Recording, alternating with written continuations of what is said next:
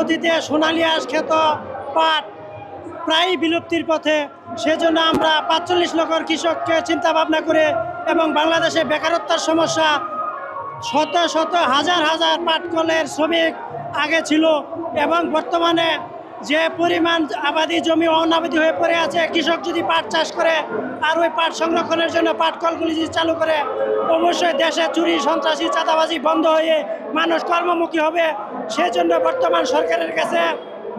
বন্ধ পাটকলগুলি চালু এবং ৪৫ লক্ষ কৃষকের হাসি ফুটানোর জন্য চিন্তাভাবনা যে সরকার যদি আমাদের দাবি ন্যূনতম মেনে নেয়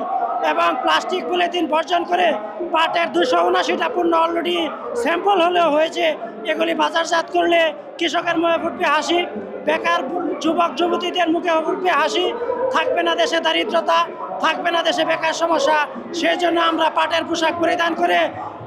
এই আন্দোলনে জাতীয় মে দিবসে শ্রমিকদের সাথে তাদের দাবিদাতার সাথে একমত পোষণ করে আমরা এই পোশাক পরিধান করেছি।